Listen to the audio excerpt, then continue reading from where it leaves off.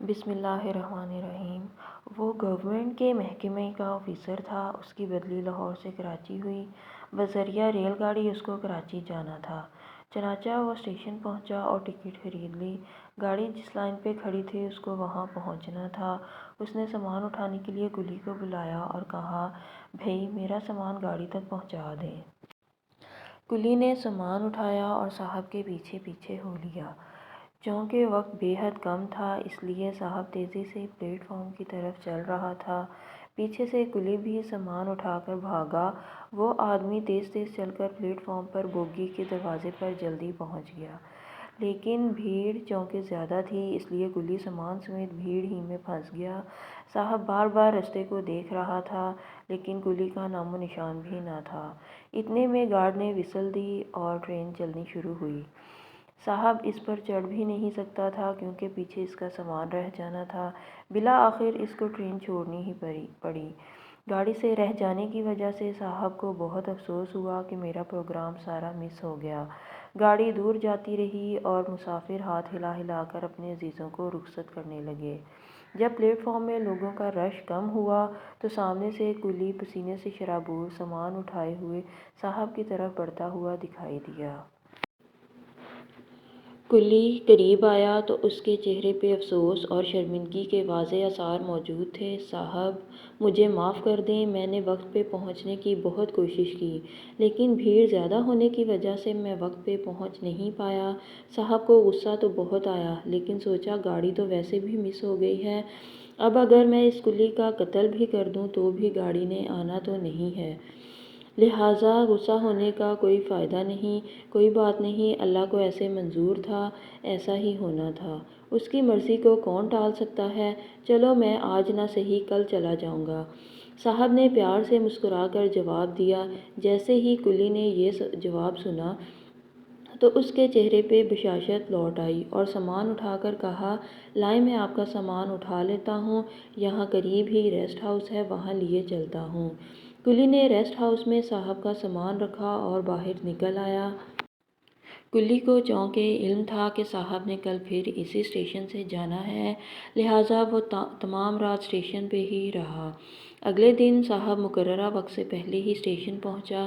سامنے ہی وہی کلی کھڑا تھا۔ اس نے بھاگ کر گرم جوشی سے ہاتھ ملایا جیسے کہ دونوں بہت قریبی عزیز ہوں اور سامان اٹھا کر کہا، صاحب آپ کی ایڈوانس بکنگ میں کر چکا ہوں، چلیں آئیں۔ کلی نے سامان سر پہ رکھا اور دونوں پلیٹ فارم کی طرف جانے لگے۔ گاڑی کے پاس پہنچ کر صاحب نے بٹوے سے پیسے نکال کر کلی کو ادا کرنے چاہے تو کلی نے لینے سے انکار کر دیا۔ نہیں صاحب میں پیسے نہیں لوں گا کیونکہ میری ہی غلطی کی وجہ سے آپ کی ٹرین مس ہوئی تھی۔ صاحب نے بڑی کوشش کی کہ وہ ٹرین کا کرایہ کم سے کم ادا کر دے لیکن کلی کسی صورت نہ مانا۔